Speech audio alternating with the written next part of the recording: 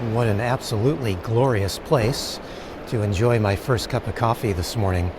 My favorite weather with my favorite scenery. I'm happy as a clam starting off the day.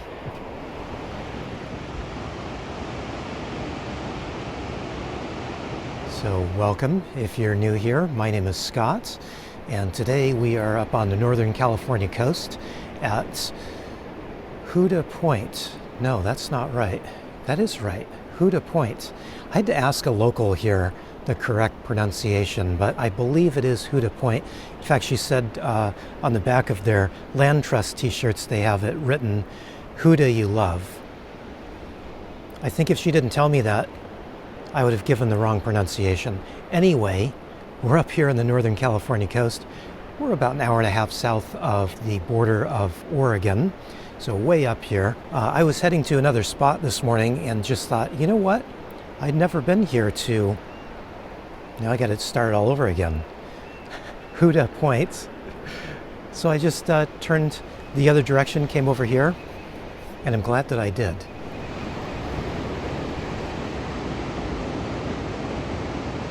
I think I should take advantage of this nice cool weather. I'm going to finish off my coffee, put it back in the van, and maybe take a little walk down the beach.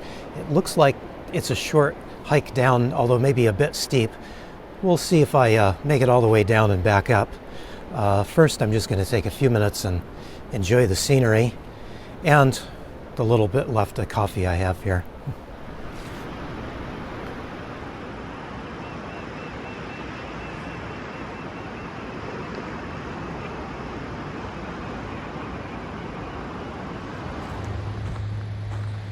Okay, back here at the van, I'm going to leave my coffee cup. I don't need to take that down with me. How about this for a parking spot this morning? This is pretty awesome. Right out the back of my door here. I did walk over to the edge and got a quick bit of vertigo, so I'm not going to do that again. Let's close up the van, take a little walk down to the beach. Oh, and I didn't park here last night, by the way, in case you're wondering. I don't think it's allowed. I parked in the city and then drove out here this morning.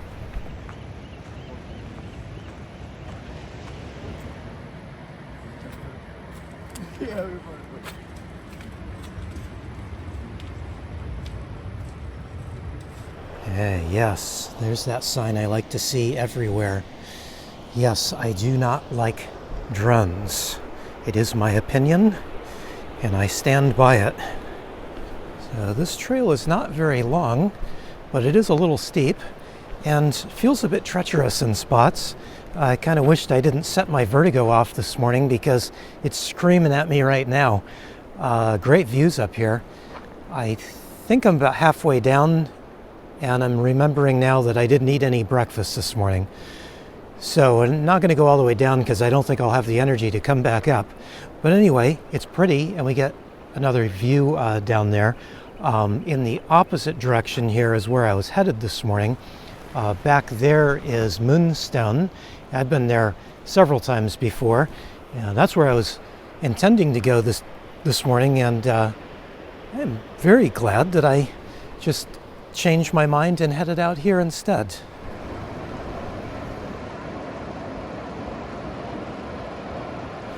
Being entirely unfamiliar with this area, I didn't realize that there were so many trails out here. There's a trail that goes down the beach that way, and then there's actually one that goes down the beach this way. This one is steep. Where is it? There it is. Can you tell how steep that is? I'm not doing that today. There's also a trail that goes up the hill here. Not quite sure where that goes. There's lots of places to explore if you wanted to. Kind of wished I didn't set my vertigo off this morning because I'm not enjoying this quite as much as I maybe could be. Oh, look at out there. I can see the next little area over.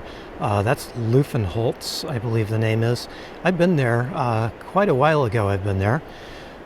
But you can just kind of see the little platform on that little first rock outcropping.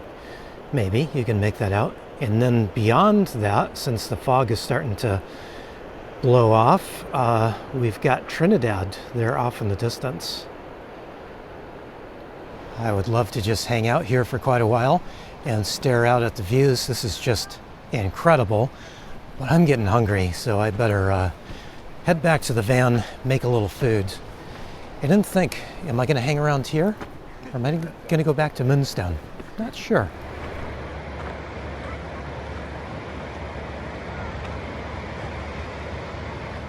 What a great spot this is. I almost parked a little farther over that way, which would have given me a wide open view over the cliff there. But like I said, my vertigo's crazy, so I just parked over here because there was this tree here. It felt a little safer, but it's actually just a drop off right there behind the tree. So it's not really much different. I should have moved over. There's cars over there now, so I guess I'm stuck here. Still, very nice spot. And from my vantage point here, well, maybe if I move over here a little bit, yeah, right here, I've got a good view down to Trinidad. Only problem is, my favorite weather is leaving me. The fog is burning off, blowing away. Oh well.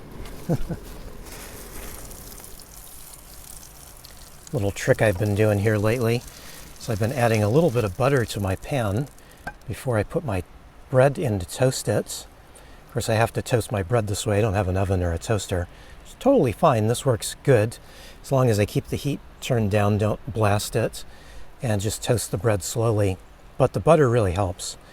You just coat a little bit of butter on the bottom of the pan, and that just really helps with the bread toasting. Oh, plus a little bit of extra butter just tastes better.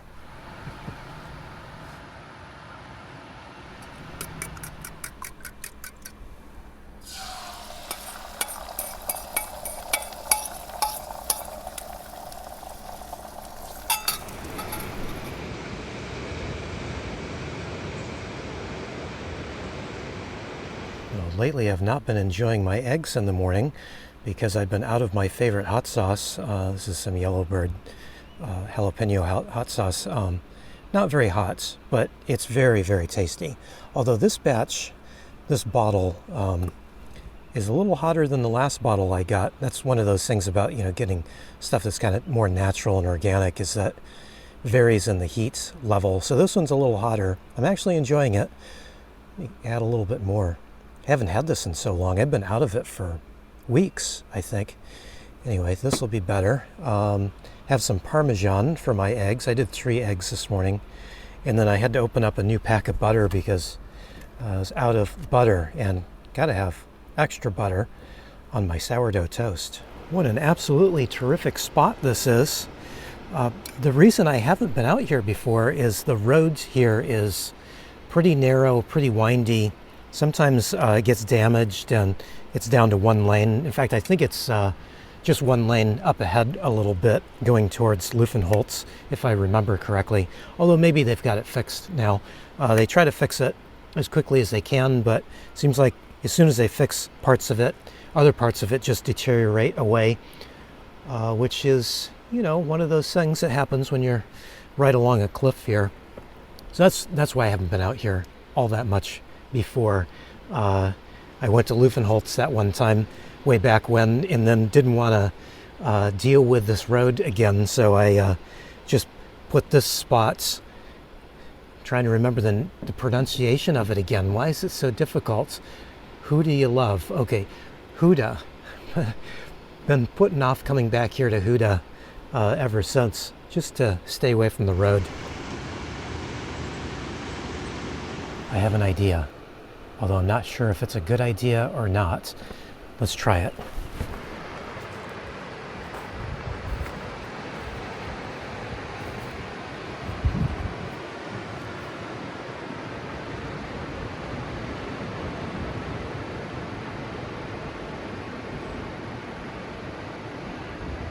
It's actually not that bad. I was thinking it was going to be steeper there. It doesn't seem quite as bad when I was standing at the edge, but the cliff is kind of eroding back under the parking area here, so if you're like me and you've got some vertigo issues, maybe not the most comfortable place to stand. So I think I need something to settle my stomach and my nerves a little bit. Yeah, that'll work.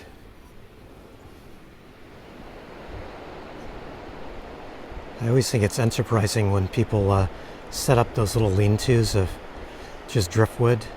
I don't know who's got that kind of time and energy. Certainly not me.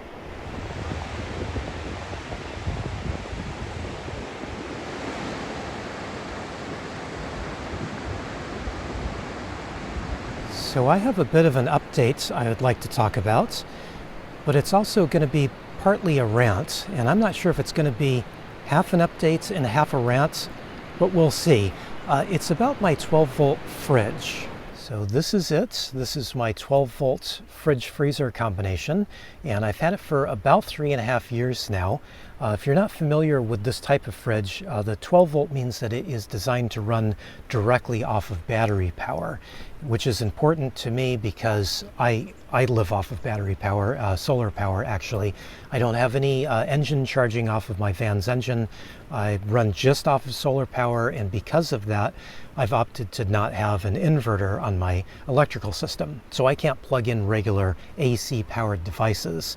So this is a great fridge for me because I get a real fridge with a real compressor and a real thermostat that works just like a regular household fridge.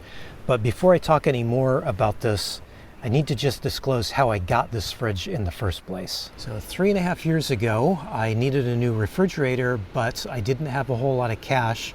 So I agreed to do a product review in exchange for this refrigerator. So that's how I got this fridge in the first place. And I think it's important just to document that, be upfront about that, because it could taint my thoughts about the fridge. But this is kind of where we're getting into the rant portion of this. When I realized that my old fridge was dying and I needed to replace it, I had a really hard time finding a new fridge and kind of narrowing in on the fridge to buy. It seemed like most of the reviews that I was seeing on YouTube were just about new fridges. They were basically an unboxing video. They would take it out of the box and kind of work through the features of it on camera. And on one hand, it was helpful to kind of see the size of the fridge a little bit, but on the other hand, they weren't giving any real detailed information about the fridge. And in fact, I had a really hard time finding long-term review videos on fridges. And this really bedeviled me because I wanted to buy a fridge that was gonna last for a long time. Those types of videos just don't seem to exist on YouTube, and I was really irked by that. I didn't have a whole lot of cash, and it was a hard thing for me to plunk down. I think this fridge is about $400, you know, and that was kind of a cheap fridge with the features that it has.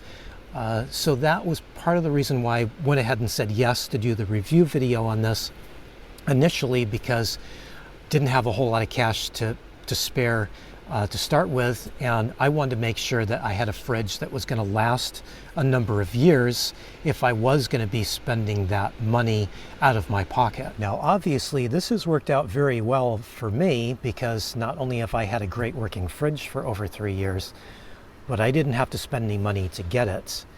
But on the other side of that, I now have a little more insight into the whole review video for product thing that's going on, and that is the reason why I want to talk a little bit more about this.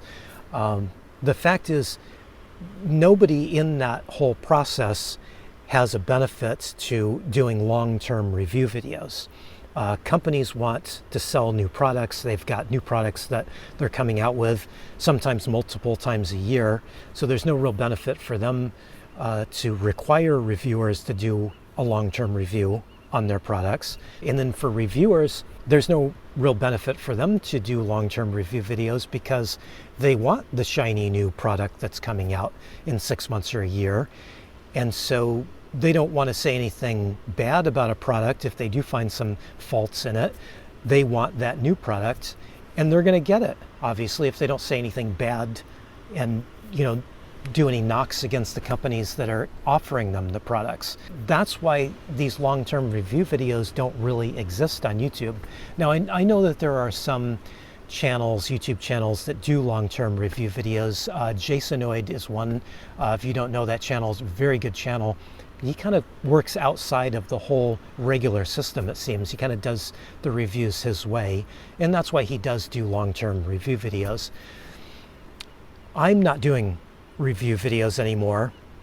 I'm totally out of the system, but I'm kind of drawing myself back into it because I think that there should be more long-term review videos. And I do have some thoughts about this fridge since I've had it for now almost 3.5 years. It'll be interesting to see how many people actually listened to my rants. Anyway, let's get into the fridge here. So this fridge is a SetPower made by a company called SetPower, and I believe the model number is RV45D, although the model number is not terribly important because I don't think they're making this exact model of fridge anymore. They make one similar to it. It's basically the same fridge, but it has wheels on one side and a handle on the other, so you can kind of roll it around like a big cooler in a way. That one is still available. It's still basically the same fridge, but not exactly the same fridge as this one. And they do sell it in different sizes as well. This one I picked because my van at the time, I had a different van back then, the fridge had to fit under my countertop. And so I wanted to get the biggest capacity fridge that I could find, but also be able to fit in my smaller van and under the countertop. It was a lot to ask, but I managed to get about a 45 quart fridge, and it does hold a lot. It's probably oversized for one person, but I wanted that. But I also wanted to have a fridge that I could set up and run as a partial freezer. So this fridge, this model of fridge actually comes with a little divider, and it would section the fridge off and make 2 compartments. And once you put the little divider in, it tells the fridge that the 2 compartments are ready, and you can set either compartment at whatever temperature you want. So you can have a kind of larger freezer or larger fridge, and a smaller freezer or smaller fridge. And that was kind of the way I set it up. I had it set up as a small freezer and a larger fridge. Nowadays, I've kind of realized I don't need to have a freezer at all, ever. In fact, lately, I've been having a little bit of trouble with the fridge just in the last few weeks. It's been getting some ice buildup in here. Let me show you. So I'm not sure if I can get the exposure right. I'm using an iPhone here, but you might be able to see there's some frost building up on the side there. And I do have some on that wall behind my eggs on the far wall there. So that's been a little bit of a problem just recently. I generally try to keep the fridge set at about 32 degrees, but I've got several thermometers in here. You can see we're not really at 32. That's at 18 degrees or something like that, down low. Now up higher, it does warm up a little bit, and that's what these chest style fridges do. The lower down you get, the colder they are, and then the higher up, normally the warmer they are. So that's why I keep the eggs up on top here on this little shelf. And in fact, since I've been having the little ice up issue, I've actually have an old egg carton that's empty underneath the regular egg carton, because if I don't, I find that the ones on the far corner there freeze up a little bit. Now this is just a guess, but I think that it's freezing up because the coils need to be cleaned. I leave my doors open quite often, and the cooling fins are down under here, and I'm imagining that they're filled up with dust. I have looked in with a flashlight and they look pretty dirty, so I think it's going to keep freezing on me until I take this apart and clean it up. I'm waiting for some cooler weather before I do that, but I think that will solve the freezing problems. It's not a huge problem. I like to keep the fridge colder than normal anyway, and it's just occasionally if I've got some greens or something. See, I don't have any vegetables in there at all right now, but if I've got some greens or something, I just need to keep them up high. If I keep them up on the top portion, no problem. The only other issue I've had with this fridge is the latch broke. So they normally has a little latch here that you would have to unclip to pop open the top. That busted, and looking at it, that was kind of the one part of the fridge that didn't seem very well made. There was just a little tiny plastic clips on that, and those little tiny plastic clips eventually broke. That happened about a year and a half ago, I guess now. And it hasn't been an issue at all not being able to latch the lid shut. The fact is, it's quite a heavy fridge. They put a lot of insulation in it. It was one of the things I noticed with this fridge versus the other 3 fridges I've had. Yeah, I've actually had 3 other fridges other than this one. It's a long story to that. But there's a lot more insulation in it and a lot denser insulation. And so the lid's pretty heavy, so it just doesn't pop up on its own. So not having the latch has not been a problem at all. I've actually added a little extra insulation on top.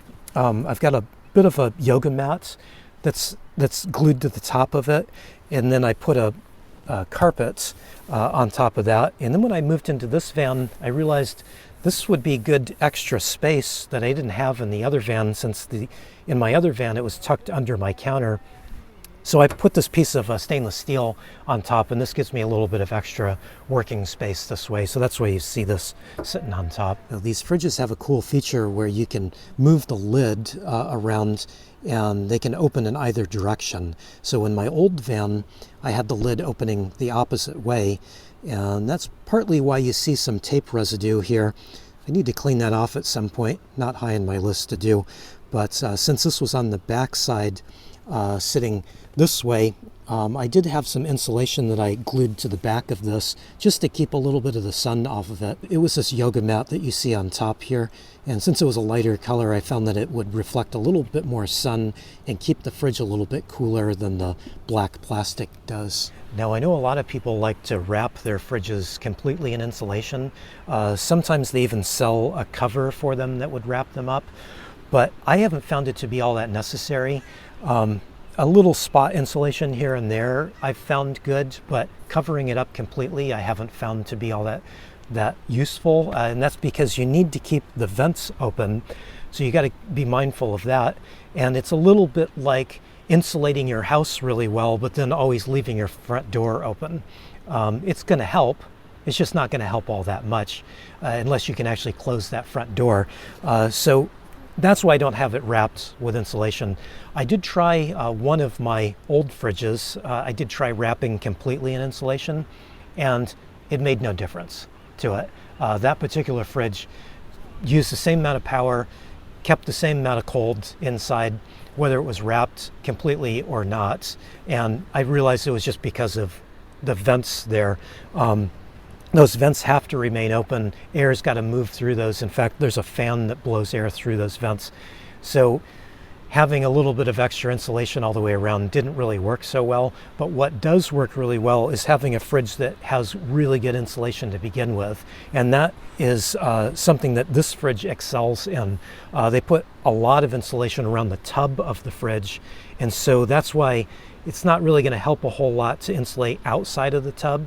You can't see the tub because the tub is covered in this outer molded case, but that's the important part. Find a fridge that's got really good insulation around the tub, and then you don't need to actually do anything else to it, and it'll perform really well for you. Now, one thing I've learned over the years from owning 4 different fridges is that brand names really don't matter a whole lot.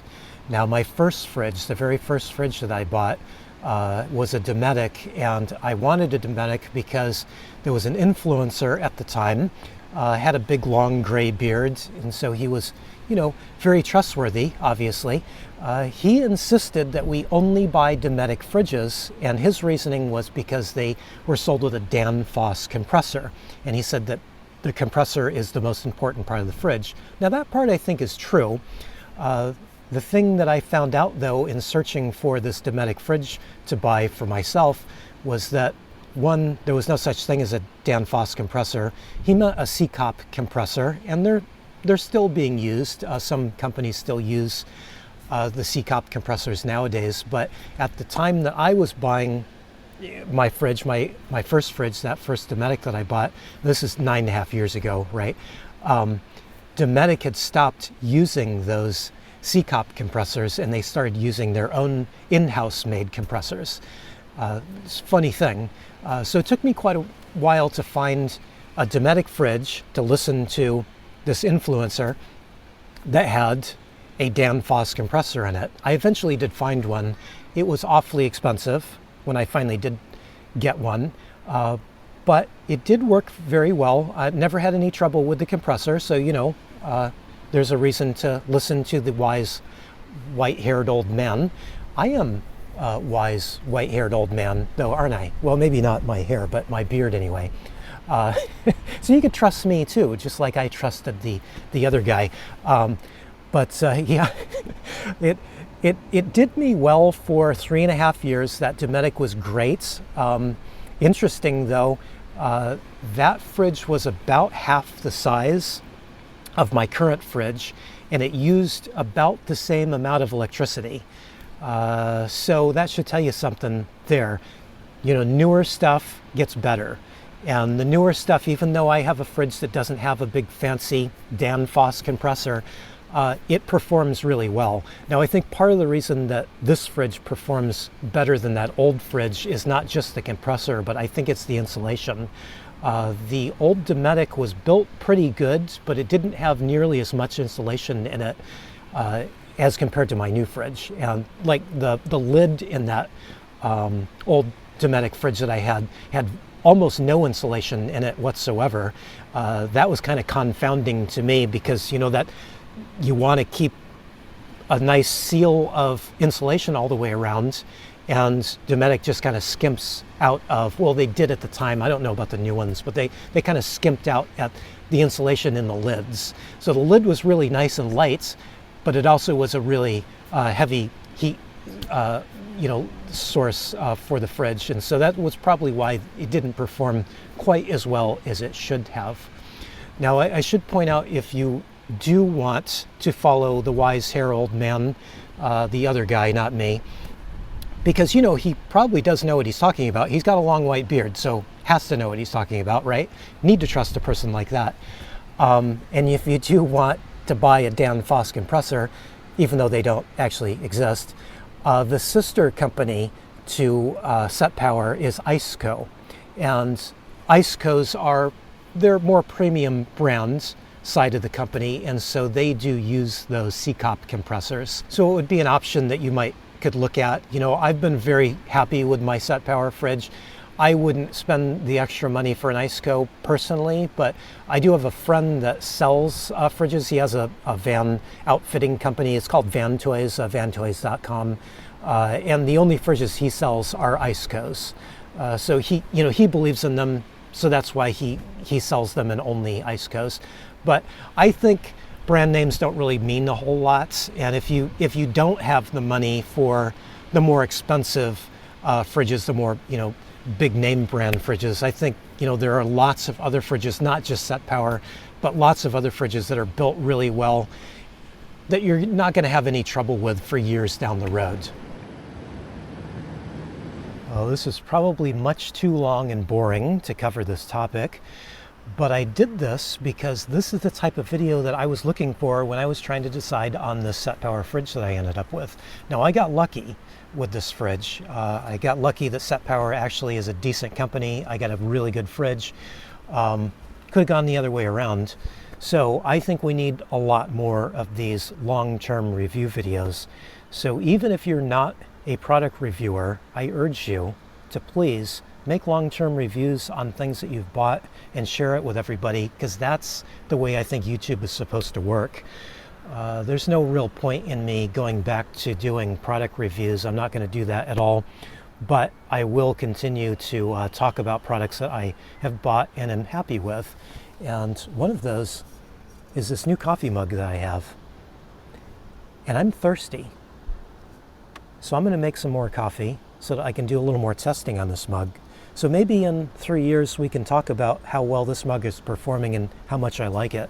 But for right now, I'm going to make some coffee and have a snack, because it's time. Well, that's a funny thing. I'm making some of my favorite coffee, Fog Line, and our fog is burned off. Is that what they call irony? I don't know. Maybe that's ironic. It's good coffee though, and it is my favorite.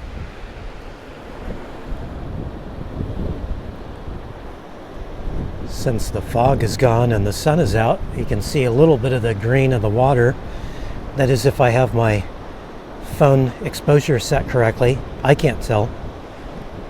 Hopefully you can see it.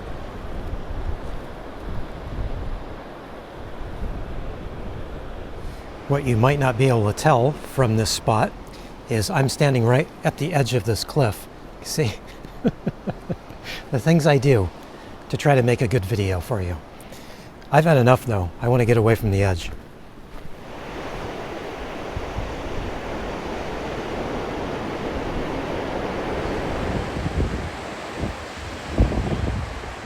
I feel like I'm living it up today. I am snacking on expensive stuff. Cosmic crisp apple. I guess that's not too expensive, but you know, not cheap either. And some of these corn chips, Zach's Mighty. This brand is awesome. Really, really good. They recently switched to avocado oil, so I bought some. I actually bought these because they were on sale. I was trying to buy some potato chips. Couldn't find any potato chips were on sale, but these were on sale, so got these. These are fantastic. And then I have some pistachios, the really expensive part of the snack here. I got stuck on these. A friend of mine got me eating pistachios. I have considered not talking to her anymore after she did that to me, because these things are not cheap. I think this bag was $6, which I think is a fairly good deal. I got it at grocery outlet. I saw the same bag at Target for, I think, almost $10 for the same bag. I guess that's not too bad. And they're supposedly good for you, right? I think.